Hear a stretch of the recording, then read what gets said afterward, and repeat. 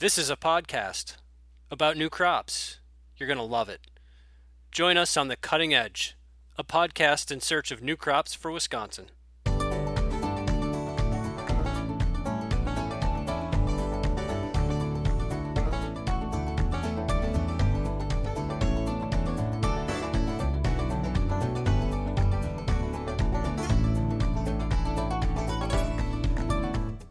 So welcome to The Cutting Edge, a podcast in search of new crops in Wisconsin. I am your co-host, Elena Voss, with the University of Wisconsin-Madison Division of Extension, serving as an agricultural educator in Juneau and Sauk counties. And joining me today as my co-host is George Koepp with the University of Wisconsin-Madison Division of Extension, serving as an agriculture educator in Columbia County. Today we have the joy of speaking with Lady J from Rowley Creek Lavender Farm in Baraboo, and I'm going to let her introduce herself. All right, hey guys, aloha. My name is actually Kehaulani Jones, but a lot of people have a really hard time saying that, so I just go by Lady J here on the farm, or Miss Jones, whatever's easiest for people to say. My husband and I and our 5 kiddos moved here, about 10 years ago now. We've been here on the farm for that long and have been growing lavender for about seven of those 10 years. I think we're going into our 8th season. It just blows my mind how fast time has gone. But I'm originally from Hawaii and my husband is originally from New Zealand. And like I said, we moved here from St. Louis and brought our family here, and it's been a great adventure for all of us. It's so wonderful. And I mean, I've been to the location. It is just gorgeous and a great opportunity to go visit. And knew we had to share your great insight into lavender. So can you give a little bit more background into what lavender is and where it's grown or where it normally is grown, if not necessarily Wisconsin? Usually not Wisconsin, that's for sure. Lavender is, we call it a triple threat plant because it's good for like a lot of different things. Primarily medicinal. When we think about lavender, we think about how it helps to calm and soothe people, people's emotions. But there's a lot more medicinal properties behind it as well. Like it's actually an antibacterial, which means that it's good for helping to fight colds and flus and things like that. And that's something that a lot of people aren't aware of as far as lavender goes. So it's great for a medicinal plant. Of course, it's also beautiful in the garden, which is the second aspect of it. In the garden, it's deer resistant. The deer don't like to eat it, though I have seen deer eat lavender when there's nothing else to eat out there. But generally speaking, they don't like it. They turn up their noses at it. And also in the garden, like the rabbits don't eat it. And it also has the ability to attract pollinators and things like that. So it attracts beneficial insects and also repels, the insects that we don't like mosquitoes. So that's the second aspect of it. First being medicinal, second being great in the garden, and the third one is culinary use. So it comes from the mint family, which a lot of people have not really experienced lavender, though it's becoming more and more popular. I don't know if have either of you had lavender coffee or anything like that? Go ahead, George. No, I've had some lavender iced tea, but not lavender coffee. Okay, there we go. Went to a program that was over by Devil's Lake a couple years ago at the lavender farm that was operated over there. So it's great in ice cream. It's great in chocolate in general. Like some of our local chocolatiers around here, including Roots Chocolate. She's in Columbia County, I think, in the Dells. Wisconsin Dells, right? Columbia County. She Right. makes amazing amazing lavender chocolate here in our region. But it's also the third thing being that it's great in culinary application as well. So we call it a triple threat plant. It's not native to Wisconsin. It's actually typically grown in the Mediterranean. So when you think about the Mediterranean, you're a bit of a drier climate, a more mild, moderate climate. Definitely don't get quite the weather fluctuations that we do here in Wisconsin. But if you have the right microclimate in your area, and I mean specifically if you're planning to grow it, it can be grown in this region as well. Brings us kind of to that second question there. Why did you choose to purchase that land near Baraboo, Wisconsin? And I do notice, I drive by your place from time to time, that most of your lavender plants are kind of on a slope facing east. So you're protected from ugly west winter winds and that sort of thing. But why did you choose that land and here in Baraboo? Yeah, well, we didn't actually choose this land. The land kind of chose us, I think is what happened. We were actually in the Dells, and we'd moved here just before the downturn of the housing market. So we were so grateful that we sold our house in St. Louis, which is where we moved here from. And we found a great rental out in the Dells. We were just happy as a clam to be not owning owners at the time, and then learned that our landlord was not paying his mortgage. Regardless, we decided to be proactive and started looking for a home to actually buy. And at the time, there was like nothing on the market. And then we found this farm had dropped significantly in price, and it kind of just opened a new door for us. So, and as well, the previous owner, Sil Budig, and his family, who used to own the Baraboo Town Pharmacy, they had many applicants that they could have chosen from. And I feel like, that we were so fortunate. It was Providence that we ended up here, to be honest, George. Anyway, Sure. So that's how we ended up here in Baraboo. But when we first moved here, we had no intention of growing lavender. It was kind of something as well that like fell into our thoughts and our, in all of our processes. One thing for sure is that we wanted to do something different in this area. We didn't want to do cattle or corn, which is typically grown in Wisconsin. And because of our tropical backgrounds, we wanted to do something beautiful. As we did more researching and learning and discovering about lavender, we thought this might be a really great idea. My husband wanted to start out with a plot of 200 plants. We ended up starting out with 2,000 plants. And yeah, looking back, that might have been a mistake. So, but Yeah. we can talk about those things later. Sure. So what sparked your interest in lavender? I know you said you wanted to do something different, but how did lavender all of a sudden become the thing that you decided to grow? Well, we looked at the viability of the plant, of course, to see whether or not it could be grown in this region. And actually, our main slope is facing south.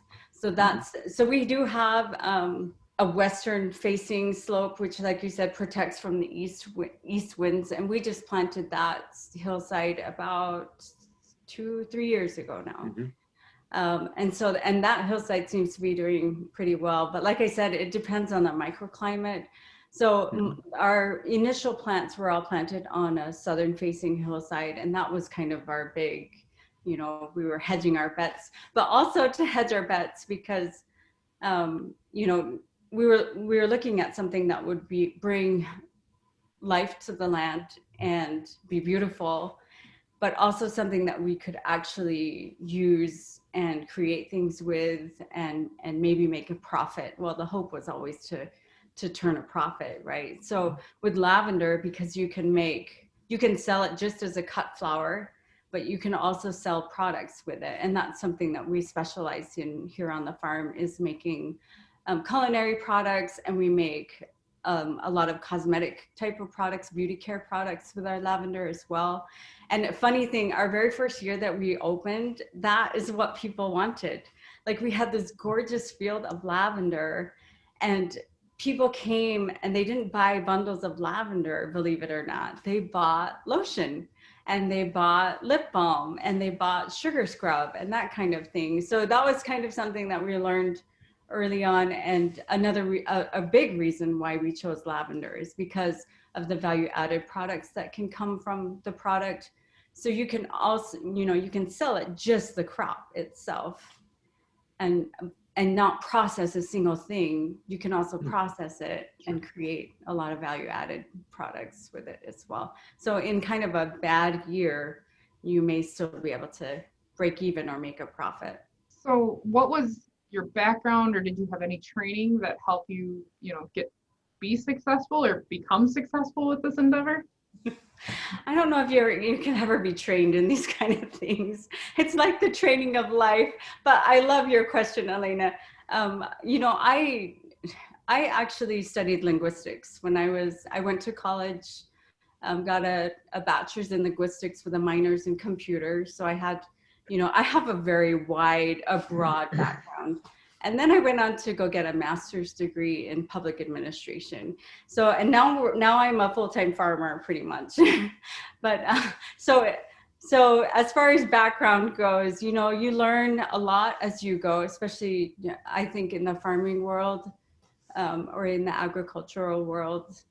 I do have a lot. I grew up in a rural town in Orem, Utah, which was a primarily farming country.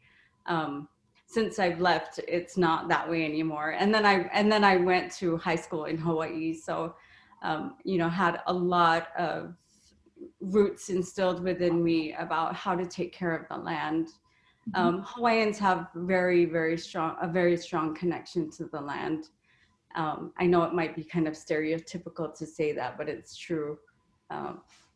There's a lot of ingrained teaching and knowledge that comes through our culture about this connection with the land and the stewardship that we have to care for the land. Yeah, again, kind of an agronomy background, you or your husband, so that you knew and understand about growing plants and needing water and fertilizer and that sort of stuff. Did you have kind of some gardening background or something that you kind of practice with that stuff first, or did you just plain jump right in and said, we're gonna do this?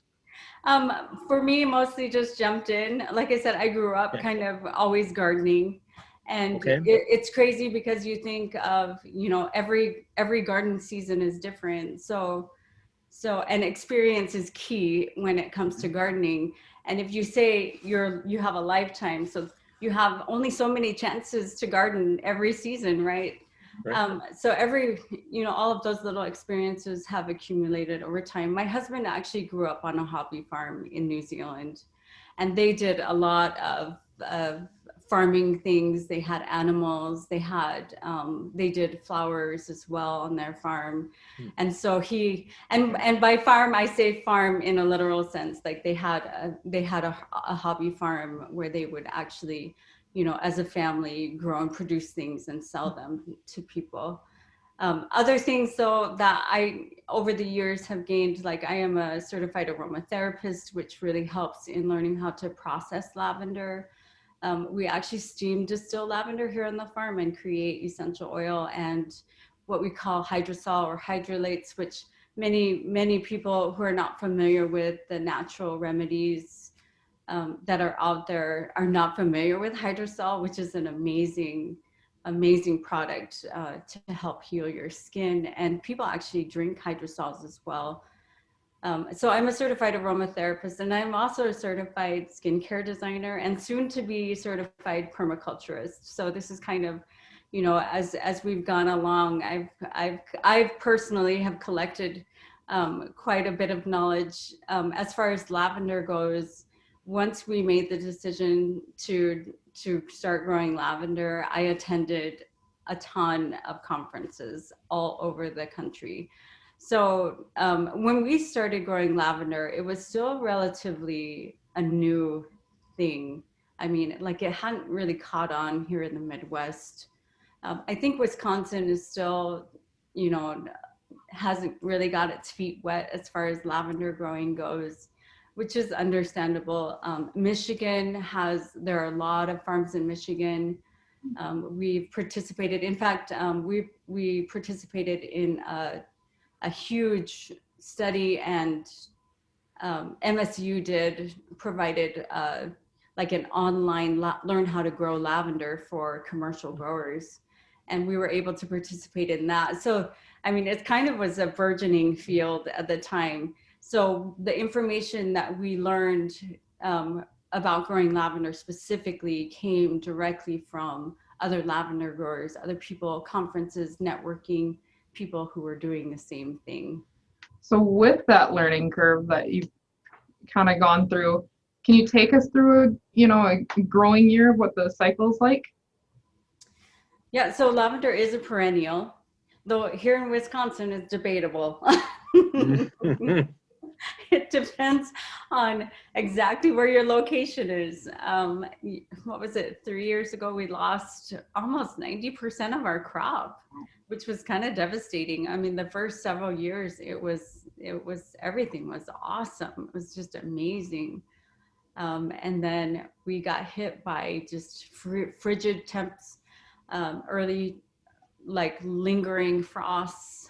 And just as those plants were waking up in the ground, and then that same year we were hounded with rain after rain after rain. So the plants would have recovered if it wasn't for the rain, but they came out of winter very weak that year. And then we got a ton of rain, so that they were not able to resist all the pathogens that were introduced to them that year. But yeah, so it's typically a perennial.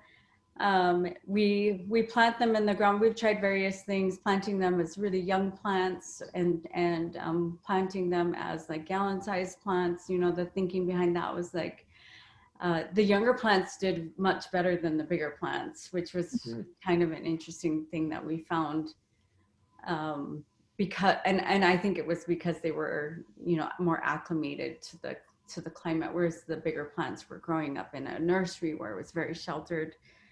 As far as fertilizing goes, you don't really have to do a lot for lavender.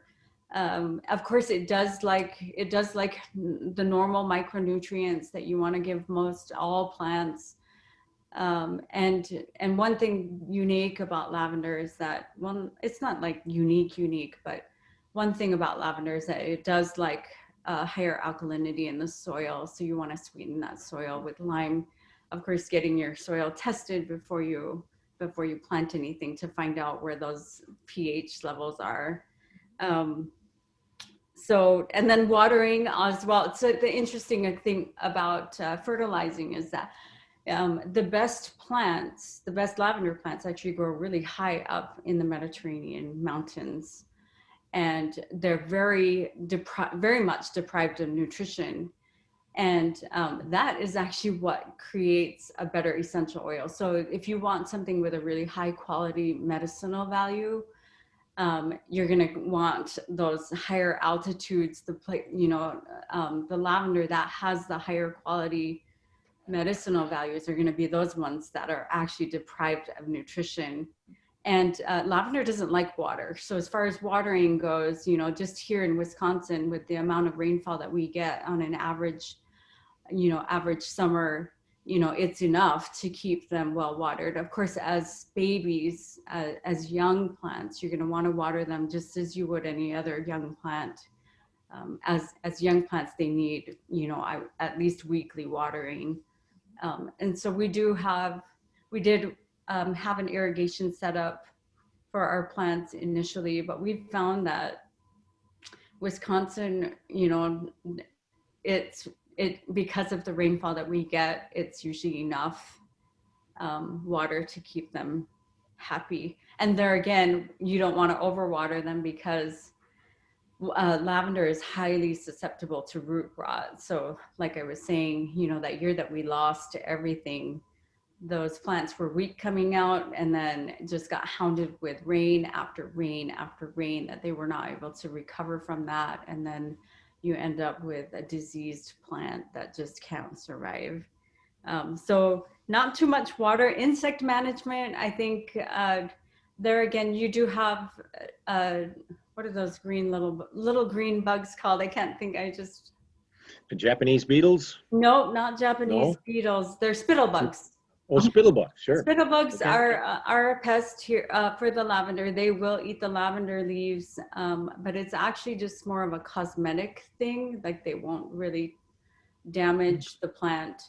What does damage the plant as far as predators go are moles and voles. So that's something that we, have to be careful of course, because we're doing it on a bigger scale. So moles and voles will actually get under the plants and they'll eat the roots, and then the plant is susceptible to root rot, and of course it's damaged, at the root.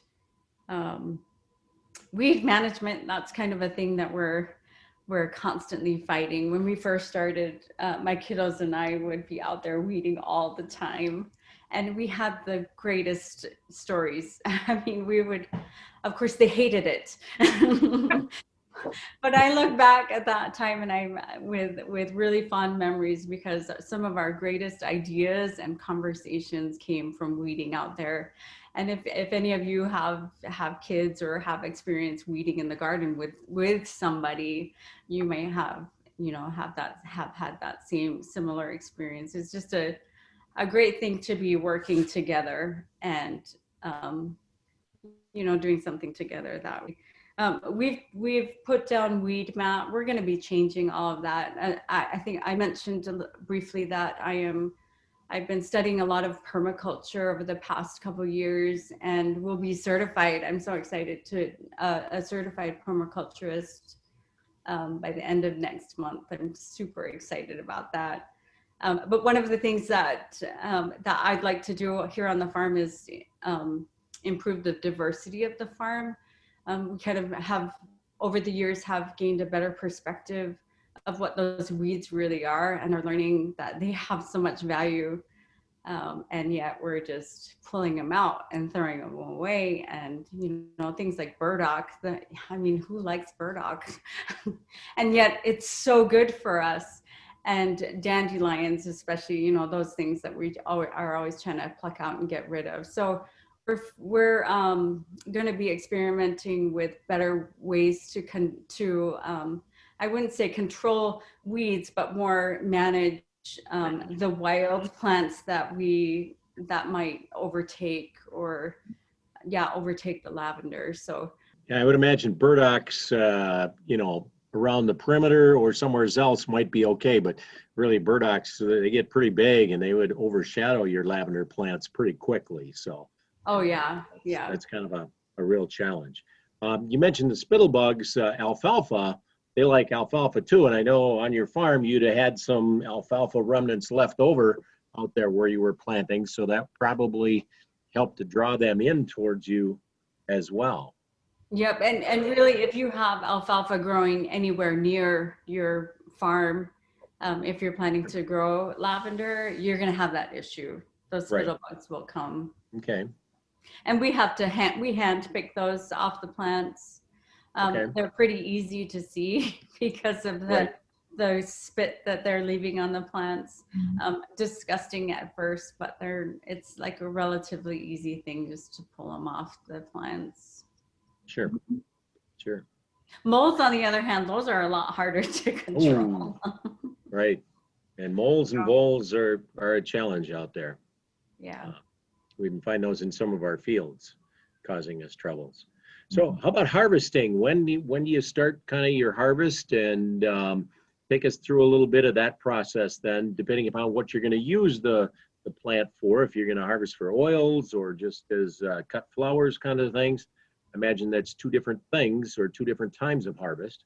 Tell us a little bit about your harvesting process. Oh yeah, that's a great question. I mean, that most people don't really think about. It's like, so we do harvest in stages depending on what we're going to use the lavender for.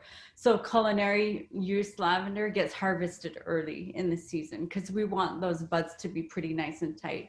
What we're looking for when we're harvesting our lavender, and this is kind of universal for, if you want to get the prime stage of harvesting for culinary use or for flowers like dried or fresh flowers, is for that bud to be like a swollen piece of rice. I don't know if you've ever made rice before, and you let it sit in the pot for a little bit and it starts to swell. Just as it's starting to swell up, that's when you want to harvest the lavender. And you can kind of see you can kind of see the buds swelling a little bit. And then we hand harvest everything here on the farm, which we just use like a hand sickle to do that. And we take a basket out, and it's actually a process that is very enjoyable, unless you're allergic to lavender, which I do have some kiddos that have some problems with lavender now. So yeah, so now we have to be a lot more careful about that. But yeah, so we just take a hand sickle out. We take a bundle, we just cut it all off, wrap it around with a rubber band, and we like to hang it upside down. Hanging it upside down allows the stems to grow nice and to dry nice and straight, and then it's easier to debud and process the lavender. So early stage is when that bud just starts to, you can actually harvest lavender all throughout the season. We like to leave some of our lavender for our bees, so we don't harvest it all. So we allow the bees to take the nectar from the lavender plants. Lavender doesn't need bees to pollinate them, but the lavender honey is amazing. So because when the bees are foraging on lavender, they create a really amazing honey that has been, it's been tested and proven that lavender honey has, similar to manuka honey, if you've ever had or seen manuka honey, which comes from like a tea tree plant. Tea tree is highly medicinal, great for fighting off colds, and it's very antibacterial as well. So because the bees forage on tea tree, the honey has some of those amazing medicinal qualities as well. And it's the same thing with lavender. As the bees forage on lavender, they are actually taking some of those medicinal qualities and adding it to their honey as well. So we do leave some at the end stage. We do leave some that we don't harvest at all. In between, when those flowers start to blossom, that's excellent for fresh flowers, and also for distillation. So distillation, you kind of want about 80% of those buds to actually be blooming, which is, so you kind of wait to the later stages to do your distillation. Early stages, culinary and cut flowers. Later stages, cut flowers and distillation.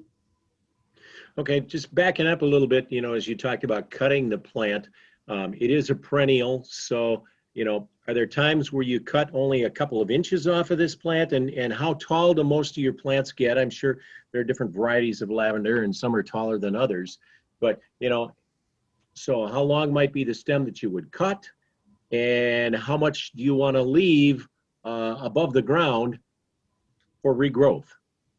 Yeah, lavender is pretty resilient. So Okay. Generally speaking, the rule of thumb is that you cut, when you're cutting the stem, you want to take the full stem. So the stem actually rises above the bushy part of the plant. And then, so you want to take majority of the stem. Some stems are 6 inches short and others are like 8 to 12 inches long. And for us, we use the shorter ones for distillation and for processing as culinary lavender, and we use the longer ones for flowers and dried lavender. But you want to actually leave, not to cut back into the woody part of the plant. So if you think of it like an evergreen bush, which it is, you have, you're going to trim it back, but you don't want to cut it all the way down to that woody part. But it does need to be pruned every year. Yeah, I don't know. Does that answer your question? I think. Yes. Oh, perfect. Asking. Yep. Good. So kind of prepping them, the next step would be getting your plant ready for winter. Yes. Here in Wisconsin. Is there anything special that you do for that? You've harvested what you want, you left some for the bees. I assume those flowers get old and die off. Do you have to go through and kind of trim them up to encourage growth for the next year, or do you just leave them be all winter? No, you're going to want to trim your plants. Now, we don't always get to it. I think this is just, life gets in the way. And sometimes things don't get done on the farm, but best practices, yes, absolutely. Yep. Trim them back. And the reason is because of that rain.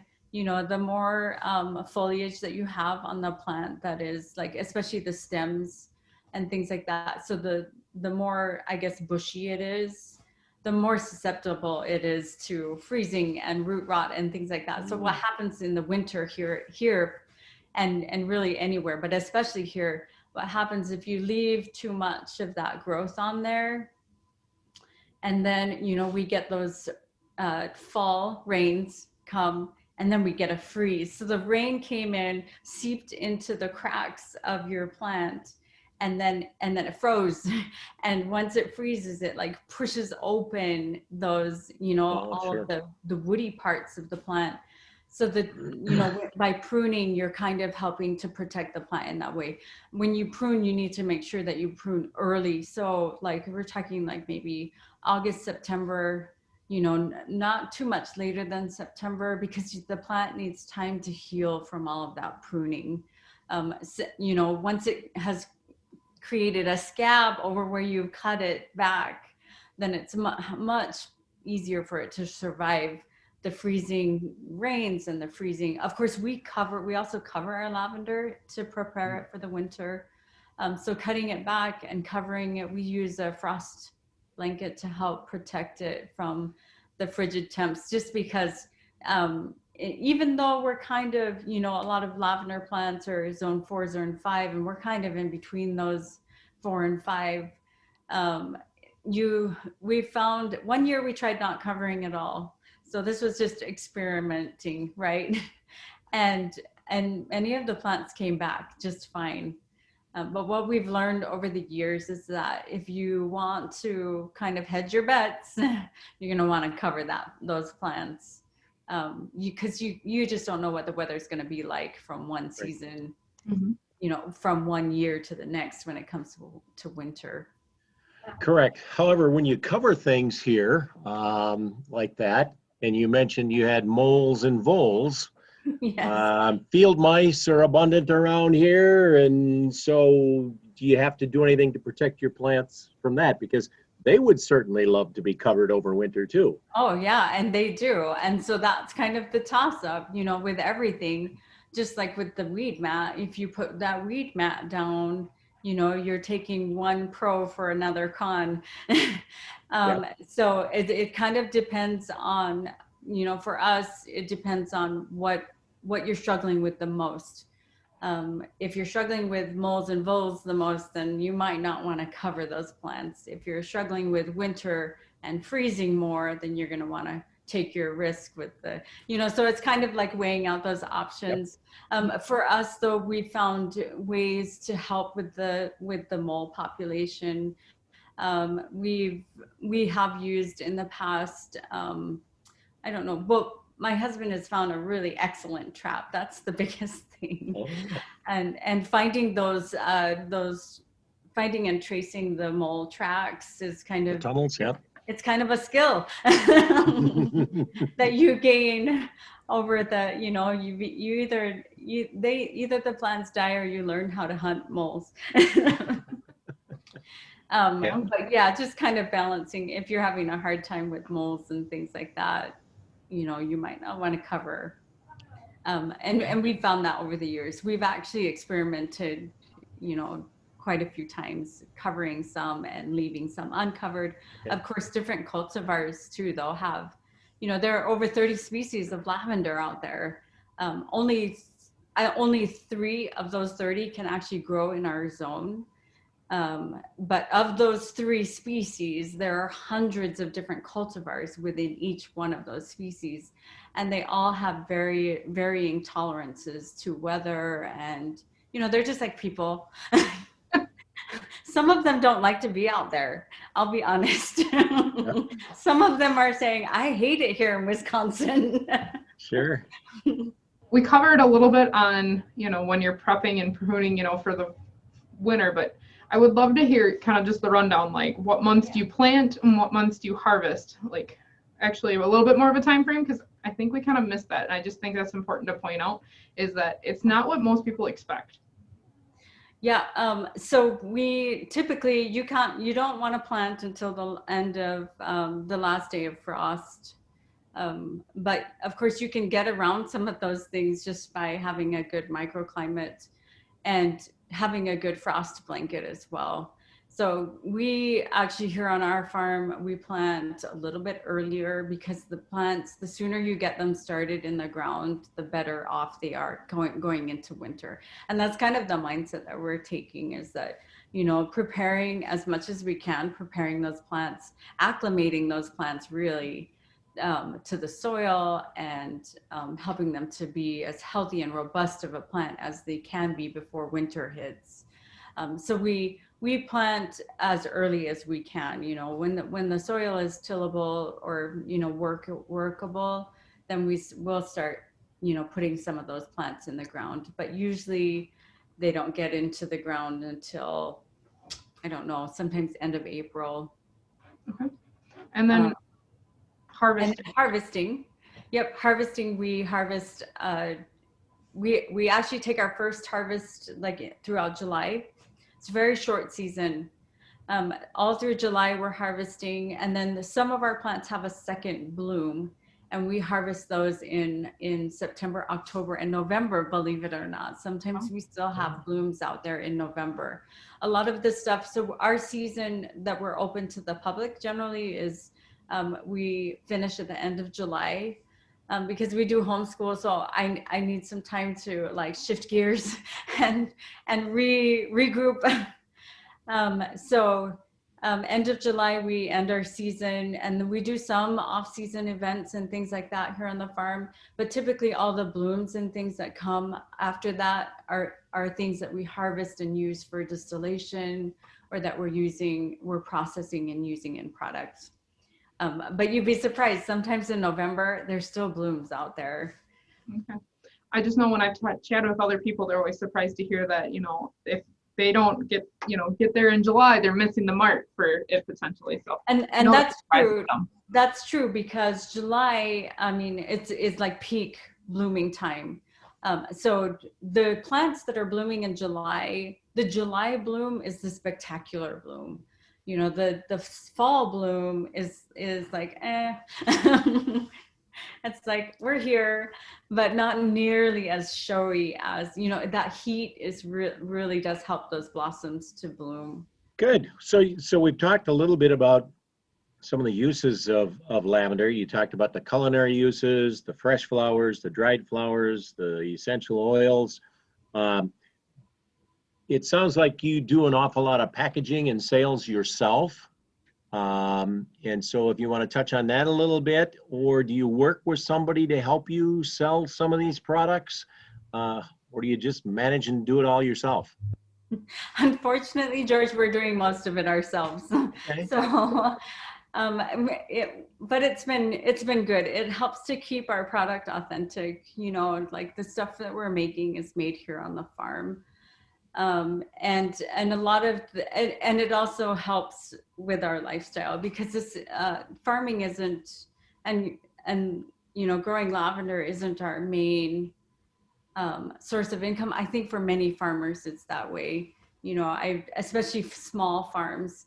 And we're actually going to be branching out into a lot more medicinal herbs. So last two or 3 years we've been growing more medicinal herbs here on the farm. We started with a crop of chamomile. We've added elderberries. We've added a lot of local things. We've been harvesting nettle here on the farm, wild harvesting nettle here on the farm, and using a lot of those things in our products as well.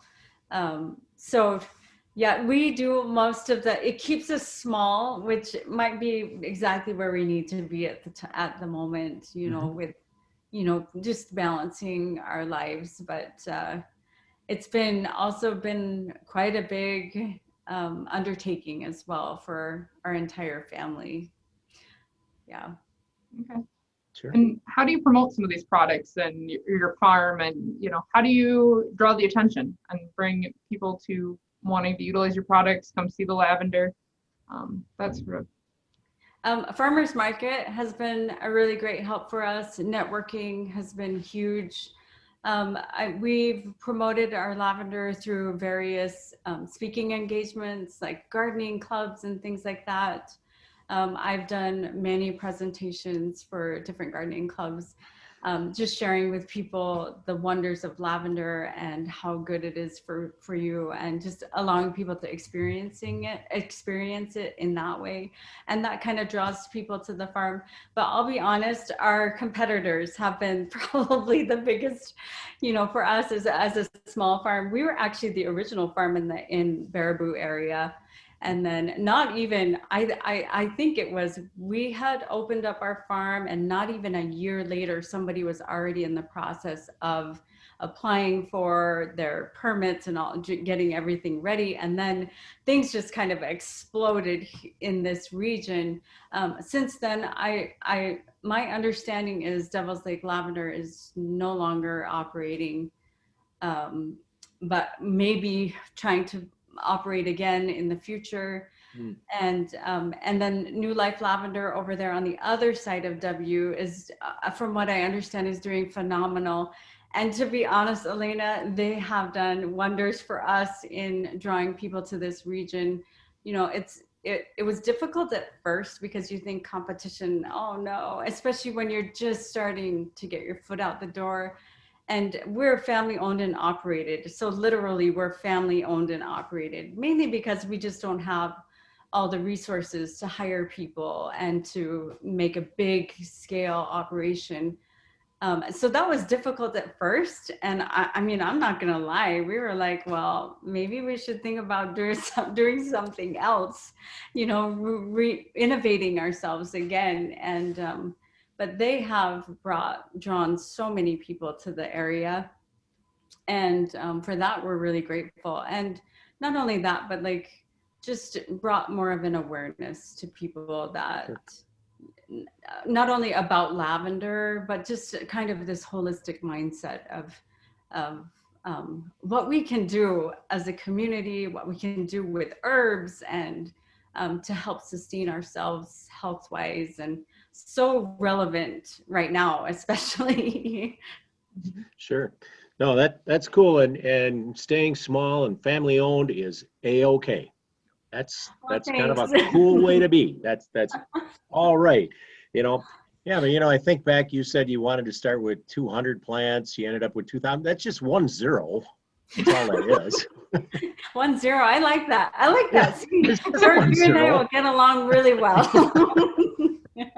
It's just a 0. That's nothing. I was on the wrong side of the two.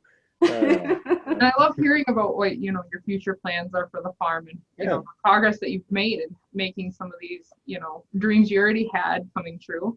And I have to say, you must use your computer background for your website too. Oh yes. So I do the website, like I said, family owned and operated, right? So thankfully I do have some skills.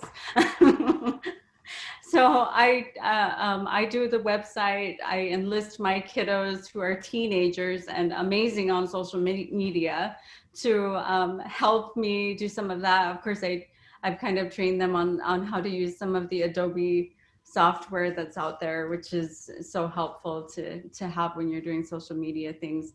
We're not as active as we should or could be, but we kind of like doing this sort of in an organic way, where people find out about us through word of mouth, and find out about us through people who really espouse the ideas and values that we're trying to grow here. I should mention, thinking about progress. So next year, this is going to be amazing. Last year, we started the beginnings of a permaculture garden, and we're going to be building more upon that. So we're kind of shifting away from a monoculture where we have rows and rows and rows of lavender. And again, this is because we've learned over the years that maybe Wisconsin isn't quite as conducive to lavender growing as we initially experienced. Like I said, the first 3 or 4 years of growing lavender, it was like primo, like the crop was amazing. And so we're kind of moving away from a monoculture idea. The other thing is, the other reason for that is people come here thinking that it's going to be like France. And Wisconsin is not France. So we just have to want to, make that distinction that, this is not, we're not in the Mediterranean, and what we're doing is kind of a unique thing. And it's not surprising that others are not, jumping on board as quickly as you might think they would be, because it is so unique and there's not a whole lot of information and experience of people growing lavender here in Wisconsin. But next year we're going to be doing that. Also, I am certified to teach yoga, so we'll be doing a lot more yoga classes here on the farm as well. So we're going to be, just kind of all along that same mindset of holistic and, learning how to navigate with weeds or wild plants, however you want to call them. And developing more diversity in what we're doing. Well, as we get finished up here, are there any last tips that you would like to throw out for individuals that may be interested in growing lavender? Start with 200 instead of 2,000. That's, if you take away anything, no, I don't know. If you feel like 2,000 is your number, go for it. I think, just be adventurous, if you want to give it a try, give it a try. And there's, there are many, many ways to grow lavender. You don't have to do it the way we do it or the way someone else does it. And kind of the key here is with growing lavender in Wisconsin is finding the right microclimate. That's the thing. And microclimates can be created. You don't have to, I have really a clay type of soil, but you can actually create a microclimate just as you can, with so many, you can create the environment that is necessary. Just going to other people's farms is a great way to figure out if that's something that resonates in you. I'll tell you one thing though, it is a commitment. Don't think that you're not going to get your hands dirty or your back broken. It's all done by hand. I mean, if you're ingenious and you can create, another mechanism that does it or maybe you have lots of money. So I shouldn't, whatever, the sky's the limit if you have unlimited resources, but, don't expect that it's going to be easy. I think a lot of people who are retired have this mindset, oh, I want to have a lavender farm now. But it's a lot of work. I will not kid you. It's a lot of work. I mean, you look at, if you're okay with doing hemp, or if you're okay with doing ginseng, because these are both very intensive crops, then you might be okay with doing lavender as well. Okay. Awesome. Well, I look forward to stopping in sometime. We get COVID out of the way a little bit. My wife and I might just ride down there on a motorcycle some evening, stop in and say hi. I'd love that. That would be We got to get rid of the snow and COVID, those two things. So My sisters that work with girls. we might not see you, George. That's okay. Well, thanks for having me on. It's been a great opportunity. I really appreciate it.